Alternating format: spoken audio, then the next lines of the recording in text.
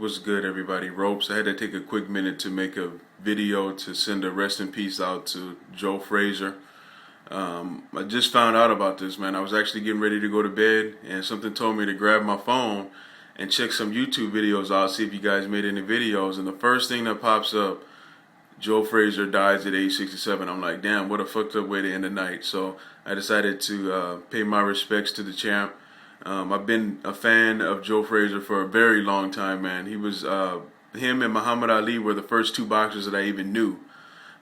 Probably up until I was about 11 years old, because I don't know if you guys remember me telling you this before, but my mom had a documentary with Muhammad Ali, and I watched this shit over and over again. When I was about 4 or 5 years old, I used to just play it over and over. When it stopped, I would rewind it and play it again. And it was like a really good documentary because it had all three fights with Joe Frazier. It had the fight with George Foreman, and it had like some of the earlier fights with Ali, like with Oscar Maravilla and those type of opponents. But what stood out the most was the trilogy, that led all the way up to the Thriller of Manila. From the first fight to the Thriller of Manila, those were the best fights on the documentary. It has some behind the scenes stuff too, like with Muhammad talking shit to Joe and documentary type shit. But that's why I've been a fan of them. I couldn't remember the names of any of the other guys, but I knew Joe Frazier and I knew Muhammad Ali pretty much my whole life. So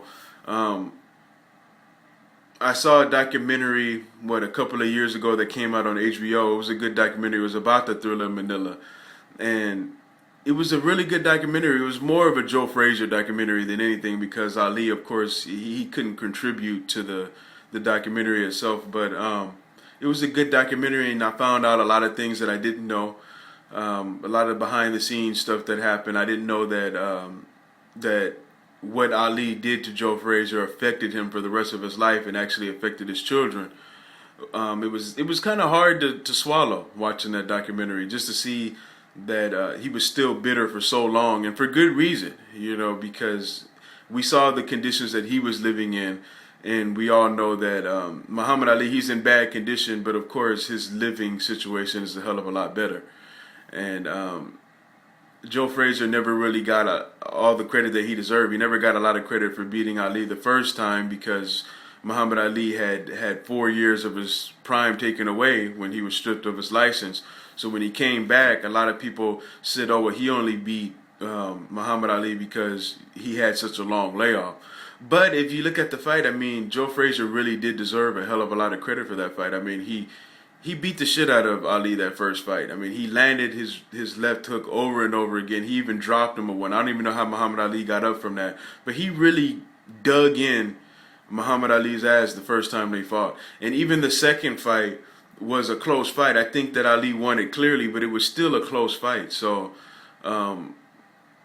going into the third fight, I found out something new from that documentary on HBO, that Muhammad Ali had actually quit in the corner at the same time that Joe Frazier's corner stopped the fight, because he couldn't see.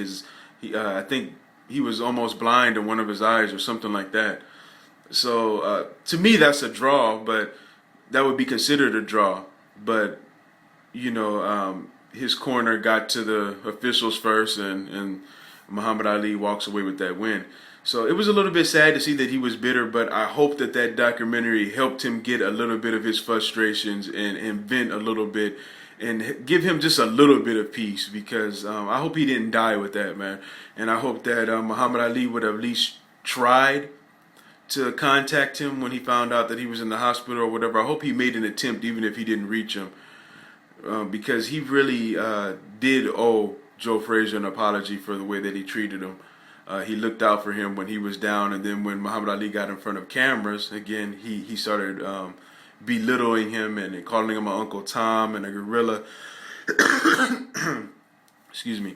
And all that type of shit. So Muhammad Ali was wrong, and usually when people bring this up, because I'm a Muhammad Ali fanboy, so usually when people bring up what Muhammad Ali did to Joe Frazier, I usually try to change the subject or deflect, because I know that Muhammad Ali was wrong. I know that he was wrong for what he did to Joe Frazier, and Joe Frazier's definitely he definitely was unappreciated. So I hope that he does get a little bit more appreciation now that he's gone. I think it's sad that it had to be that way, but hopefully you guys go back, watch some of his fights, and try to keep his memory alive, because as long as Muhammad Ali's name lives, so does Joe Frazier.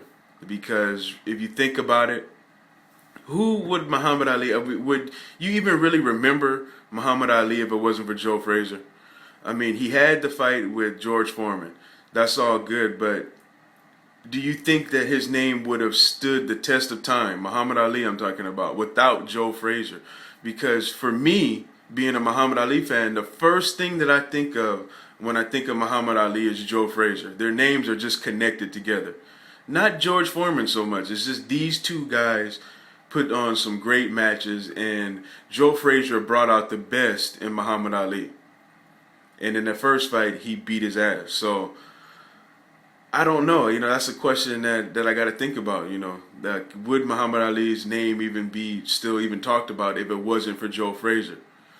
Me, I don't think so much, because how many fights of Muhammad Ali are really talked about that often? I mean, I'm not saying that he didn't have great fights, but how many of them are still talked about? Really, none of them. Really, the Thriller of Manila and the George Foreman fight. So that lets you know right there how powerful that Joe Frazier actually was. And